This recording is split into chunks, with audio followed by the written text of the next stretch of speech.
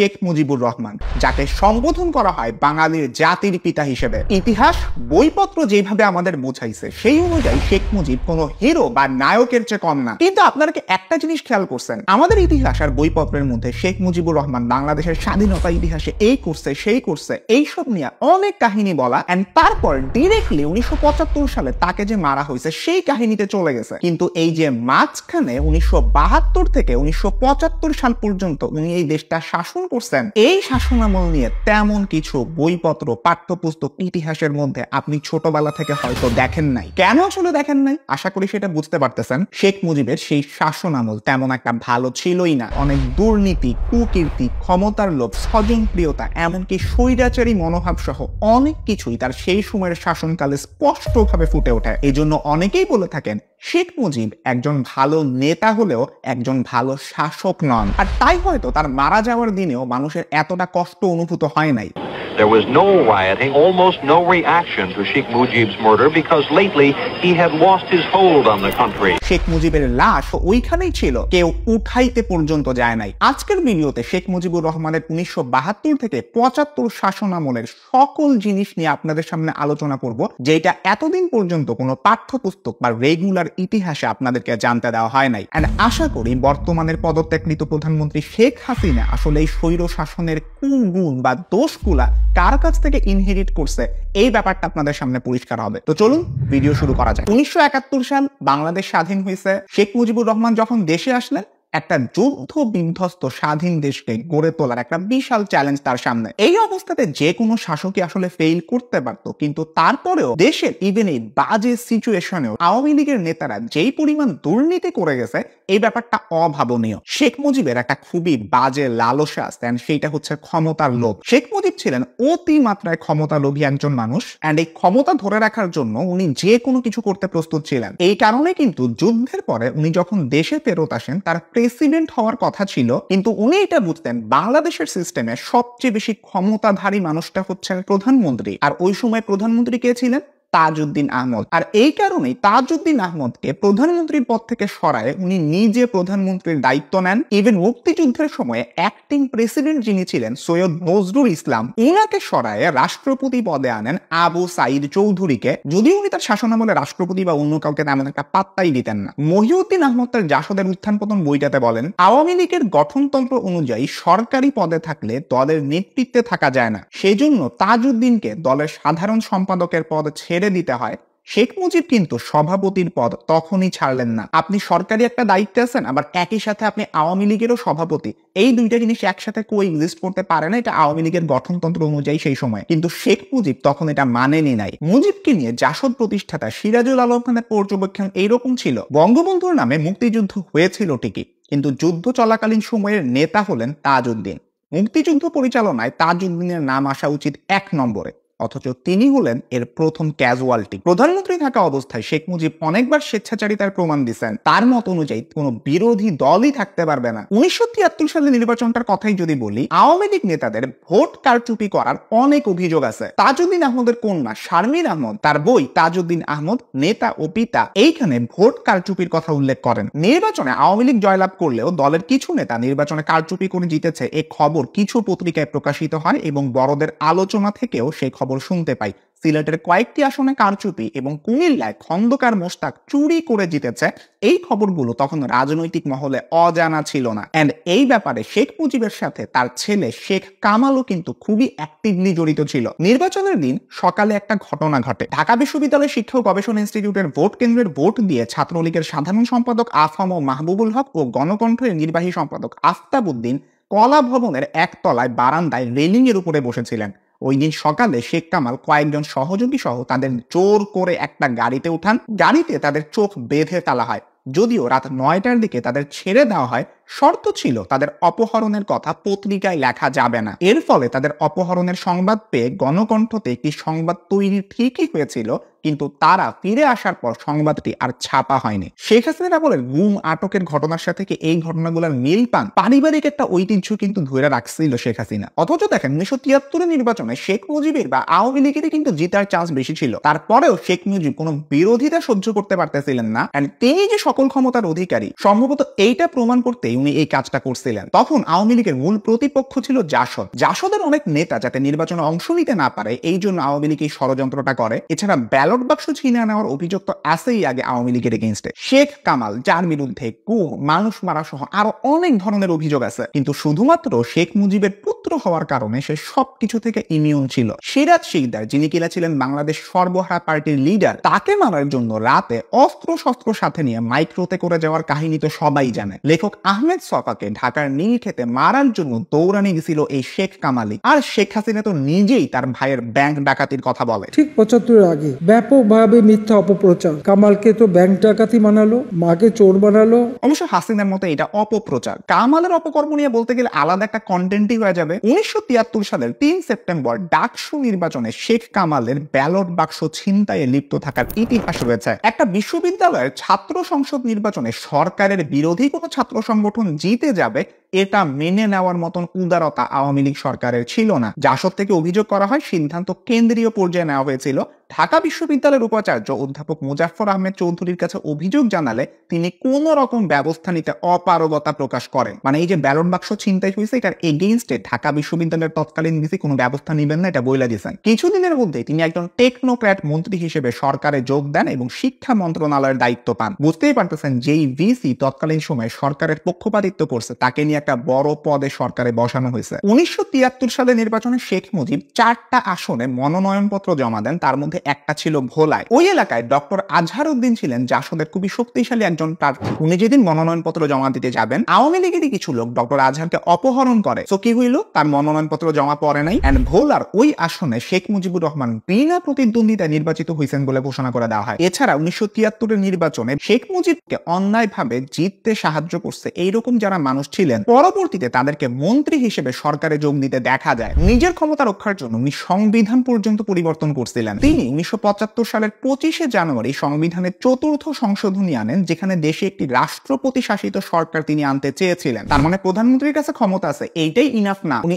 আরো ক্ষমতা চাইছিলেন, যে কারণে পুরো সরকারের সিস্টেমটাই এমন বানাইতে চাইছিলেন যেখানে রাষ্ট্রপতি সর্বময় ক্ষমতার অধিকারী হবে, যাতে উনি আরো ক্ষমতা প্রয়োগ করতে পারেন। ওই বছরই 7 জুন তিনি বাংলাদেশের সব রাজনৈতিক দল বিলুপ্ত করে সব দলের সমন্বয়ে একটি মাত্র জাতীয় দল গড়ে তোলেন, যার নাম দেন বাংলাদেশ কৃষক শ্রমিক আওয়ামী লীগ বা সংক্ষেপে বাকশাল। বাকশাল নিয়ে ডিসকাশন একটু পরে আসবো, কিন্তু এই বাকশালকে কিন্তু শেখ মুজিবের পতনের অন্যতম একটা কারণ হিসেবে ধরা হয়। বাকশালের কনসেপ্টটা কি, পুরা দেশে একটাই রাজনৈতিক দল থাকবে, অন্য সব রাজনৈতিক দল এই রাজনৈতিক দলের ভিতরে ঢুকে যাবে, আর বাকি সব রাজনৈতিক দল বিলুপ্ত। কিন্তু এই শেখ মুজিব কিন্তু দেশের গণতন্ত্র প্রতিষ্ঠার জন্য যুদ্ধ করছেন। সেই শেখ মুজিব কয়েক বছর পরে দেশের সব রাজনৈতিক দল বিলুপ্ত করে একজন একনায়ক স্বৈরাচারী হয়ে উঠলেন। সেই বিখ্যাত 6 দফার প্রথম দফাই কিন্তু ছিল দেশের সংসদীয় ব্যবস্থা গড়ে তোলার জন্য। Constitutional structure and nature of state এখানে ডিরেক্টলি বলা আছে with a parliamentary system of government. এখানে উনি সকল রাজনৈতিক দলকে বিলুপ্ত করলেন আর একটা প্রেসিডেন্সিয়াল বা রাষ্ট্রপতি শাসিত সরকার ব্যবস্থা আনার চেষ্টা করলেন। এই সিস্টেমটা 1975 সালের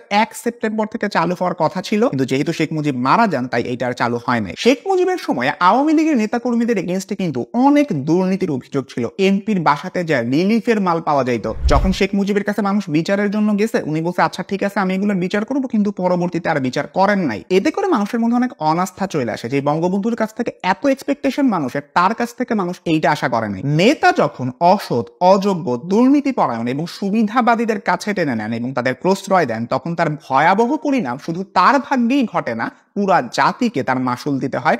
জাতি পিছিয়ে যায় 100 বছর। শেখ মুজিবের সময় সৎ স্পষ্টবাদী যে মন্ত্রীরা কিংবা নেতারা ছিলেন তাদেরকে কোনো কারণ ছাড়াই বরখাস্ত করে দেওয়া হয়। মুজিব গণপরিষদ সদস্য পদ বাতিল আদেশ 23/1972 পাশ করেন, যেইটার বলে উনি যাকে ইচ্ছা তাকে পার্লামেন্ট থেকে বাতিল করে দেন। এছাড়াও নূরজাহান মুর্শিদ, ব্যারিস্টার আমির উল ইসলাম, শামসুল হক, জেনারেল ওসমানী সহ অনেক মন্ত্রী প্রতিমন্ত্রীকে কোনো কারণ ছাড়াই শেখ মুজিব মন্ত্রিসভা থেকে বাদ দিয়ে দেন। এমনকি তারা তাজউদ্দিন আহমদের এগেইনস্টেও শেখ মুজিবের কান ভারী করতে থাকে। শেখ মুজিবের সময়কার এই বিরাট রকম দুর্নীতির সাথে 1974 সালে দুর্ভিক্ষের একটা কানেকশন আছে। আমি আপনি হয়তো ছোটবেলা থেকে পড়ে আসছি ওই সময় কিউবার পক্ষ নিছিল Bangladesh, and that's why America বাংলাদেশকে একটা এইড এমবার্গো দিছিল, তোমাদেরকে কোনো এইড পাঠাবো না, সাহায্য পাঠাবো না। এছাড়া বন্যা, বিশ্ব বাজারে তেলের তেলের দাম বৃদ্ধি আর মাত্র সদ্য একটা স্বাধীন দেশ, এটার অনেক চ্যালেঞ্জ আছে, এইগুলোর কারণে নাকি 1974 দুর্ভিক্ষ হয়েছিল। হ্যাঁ, এইগুলা কন্ট্রিবিউটর হইতে পারে, কিন্তু তৎকালীন সময়ে আওয়ামী লীগ নেতাদের দুর্নীতি যে এই দুর্ভিক্ষের পিছনে সবচেয়ে বড় কারণ, এই ব্যাপারটা কেউ আপনাদেরকে বলে নাই। অমর্ত্য সেনের একটা কেস স্টাডি আছে, পেমিন ইন বাংলাদেশ, ওইখানে ক্লিয়ারলি বলা হয়েছে আগের পরের অনেক বছরের চেয়ে ওই বছর, অর্থাৎ যে বছর দুর্ভিক্ষ হয়েছে ওই বছর ফসলের উৎপাদন বেশি হয়েছিল, কিন্তু সেই সময়টা রেশন বাড়ানো, PDFS পাবলিক ফুড ডিস্ট্রিবিউশন সিস্টেমের ফলে সুবিধাবাদীদেরকে আরো বেশি সুবিধা ভোগ করা, আর আওয়ামী লীগ নেতাদের বড় বড় দুর্নীতি ছিল এই অসম বন্টন এবং দুর্ভিক্ষের পিছনে মূল একটা কারণ। এইটার ফলে 1974-এ যেসব উন্নয়ন পরিকল্পনাগুলো ছিল সেগুলো তো বাস্তবায়ন হইলই না, উল্টা মূল্যস্ফীতি 1970 সালের তুলনায় প্রায় 600 থেকে 700 গুণ বাইরে গেল। 1972 থেকে 1975 সালে ভারতে অবৈধভাবে পাচার হয় 2000 মিলিয়ন মার্কিন ডলারের দ্রব্য, এমনটা দাবি করা একটা বাংলা সংবাদপত্র। এছাড়াও রহস্যজনকভাবে অনেক পাটের গুদামে আগুন লাগা, টাকার মান কমানো, পাটের মূল্য পুনর্নির্ধারণ করা, সৎভাবে ব্যবসার চেয়ে অসৎভাবে ব্যবসা করে পাট চাষ করাকে লাভবান করে ফেলানো, এইরকম বিভিন্ন দুর্নীতি আর ভুল পলিসির কারণে সেই সময় পাট এক সময় ধ্বংস হয়ে যায়। এই সময় শেখ মুজিবের একটা ইন্টারভিউ নেওয়া হয়েছিল, যেটা কিনা খুবই বিখ্যাত। ওইখানে উনি নির্দ্বিধায় বলেন যে সেই সময় দুর্ভিক্ষে মৃতের সংখ্যা নাকি 27,000-এর বেশি না। Around 27,000 people have died by starvation. উনি যে 6,000 লাঙ্গরখানা খুলছিলেন সেইটার জন্য নাকি মৃতের সংখ্যা কম হয়েছিল। Not correct. Then 27,000 people could not even die. The people expected that few millions people will die. By we have fought it. নইলে নাকি এই সংখ্যাটা 1 মিলিয়ন বা 10 লক্ষ ছাড়া যেত। আসলে নিজের কথাতে উনি নিজেই আটকাইছেন এখানে। প্রথমত ওই লাঙ্গরখানাগুলো তেমন একটা কার্যকরী ছিলই না, আর তাই বিশ্লেষকরা যে মতামত দেন দুর্ভিক্ষে অ্যাকচুয়ালি মৃতের সংখ্যা বঙ্গবন্ধু যেরকম বলছিলেন আসলে ওই 1 মিলিয়ন বা 10 লক্ষের মতনই ছিল। খাদ্য বস্ত্রের অভাবে ইভেন মানুষ তখন মাছ ধরার ছেঁড়া জাল পয়রাও ঘুরতো। এরকম একটা ছবি কিছুদিন আগে ভাইরাল হইতে আপনারা দেখছেন। বাকশালের কথায় যদি আসি, শেখ মুজিব অনেক চেষ্টা করছিলেন এটাকে একটা পজিটিভ জিনিস হিসেবে দেখাইতে। আওয়ামী লীগের বিরুদ্ধে যখন সর্বহারা পার্টির মতন দল হরতাল সমাবেশ ডাকতে থাকে, জাসদের মতো দল আওয়ামী লীগ বিরোধী হয়ে উঠতে থাকে, তখন তিনি সবকিছু ঠেকানোর জন্য এক দল হিসেবে এই বাকশাল গড়ে তোলেন, যার মাধ্যমে উনি তার সকল রাজনৈতিক প্রতিপক্ষকে বুড়ো আঙ্গুল দেখান, গণতন্ত্রকে বুড়ো আঙ্গুল দেখান। তা যদি না পর্যন্ত তখন শেখ মুজিবকে বলছিলেন যে এর জন্যই কি তারা লড়াই করছিলেন। শেষমেশ কিন্তু তাজউদ্দিন আহমদের মতন নেতা মুজিবের মন্ত্রিসভা থেকে ইস্তফা দেন। শেখ মুজিবের রক্ষী বাহিনীর কথা তো না বললেই না, দেশের মিলিটারিকে উন্নত না করে মুজিব বরং নিজের একটা আলাদা মিলিটারি বানায়, যারা কিনা তার একান্ত বাধ্যগত লোক। ওদেরকে উনি অস্ত্র শস্ত্র দেন, অনেক বেশি প্রিভিলেজ দেন, সুবিধা দেন। এই রক্ষী বাহিনীর বিরুদ্ধে অনেকে গুম, মানুষ মারা সহ অনেক ধরনের অভিযোগ আছে। এই বিষয়ে ফার ইস্টার্ন ইকোনমিক রিভিউর একটা প্রতিবেদন মুজিবস প্রাইভেট আর্মিতে এই জিনিসটা তুলে ধরা হয়েছে। সেনাবাহিনীতে এমন গুজব ছড়ায় যে সেনাবাহিনীকে বিলুপ্ত করে শেখ মুজিব ভারতীয় সহযোগিতায় রক্ষী বাহিনী গড়ে তুলছে, যারা আধুনিক অস্ত্র শস্ত্রে সজ্জিত। আসলে তখনকার সেনাবাহিনীর হতাশার অনেক কারণই ছিল। একদিকে দেশের অবস্থা খারাপ হইতেছে, শেখ মুজিব কোনো স্টেপ নিতেছে না, সেনাবাহিনীকে তো কোনো পাত্তাই দিতেছে না, এর মধ্যে উল্টা তাদের একটা বিকল্প বাহিনী গড়ে উঠতেছে। এর মধ্যে কিছু বিচ্ছিন্ন গুরুত্বপূর্ণ কাহিনী তো আছে। একটা হচ্ছে মেজর ডালিমের কাহিনী। একটা বিয়ের অনুষ্ঠানে নববিবাহিত ডালিম এবং তার স্ত্রী ছিলেন। এই সময় রেড ক্রসের চেয়ারম্যান গাজী গোলাম মোস্তফা, যিনি কিনা বঙ্গবন্ধুর কাছের লোক ছিলেন, তার ছেলে ডালিমকে অপমান করে। কথা কাটাকাটি হলে ডালিম গাজীর ছেলেকে মাইর দিয়ে বসে। কিছুক্ষণ পর গাজীর ছেলে দলবল নিয়ে এসে ডালিম এবং তার স্ত্রীকে গাড়িতে উঠায় নিয়ে যায়। কাহিনী শুনে ডালিমের বন্ধু মেজর নূর এক গাড়ি সৈন্য নিয়ে গাজী গোলাম মোস্তফার বাসা ঘেরাও করে এবং ডালিমের মুক্তি দাবি করে। পরে ডালিম, যে কিনা বঙ্গবন্ধুর ডাকে 1971-এ যুদ্ধ করেছিল, সে তার নেতা বঙ্গবন্ধুর কাছে বিচার চাইলে সে বঙ্গবন্ধু উল্টা ডালিম এবং মেজর নূরকে চাকরি থেকে বরখাস্ত করে দেয়। এই ছিল শেখ মুজিবের বিচার ব্যবস্থা। এইটা ছাড়াও শেখ মুজিব পাকিস্তানের তালিকাভুক্ত 195 জন প্রিজনার অফ ওয়ার, যারা কিনা 1971-এর মুক্তিযুদ্ধে আমাদের দেশের মানুষকে অসহ্য নিপীড়ন করছিল, তাদেরকে ক্ষমা ঘোষণা করছিলেন। এমন ক্ষমা ঘোষণা ইতিহাসে বিরল। তার মতে অন্যান্য দেশের সাথে আমি সম্পর্ক ভালো রাখবো, এই জন্যই এই ক্ষমা ঘোষণা। এই ডিসিশনটা কতটুকু ঠিক ছিল এটা নিয়েও কিন্তু সন্দেহ আছে। এছাড়া স্টুডেন্ট বা শিক্ষার্থীদেরকে মারার রেকর্ডও কিন্তু আছে শেখ মুজিবের। শেখ হাসিনার তুলনায় শেখ মুজিবের এই ক্ষেত্রে তেমন একটা ব্যতিক্রম ছিল না। 1973 সালের 1 জানুয়ারি ঢাকায় একটি দুঃখজনক ঘটনা ঘটে। ভিয়েতনামের মার্কিন বাহিনীর নির্বিচার বোমা বর্ষণের প্রতিবাদে ছাত্র ইউনিয়ন বিক্ষোভ প্রদর্শন করে। তাদের একটি মিছিল তোপখানা রোডে মার্কিন তথ্য কেন্দ্রের কাছে গেলে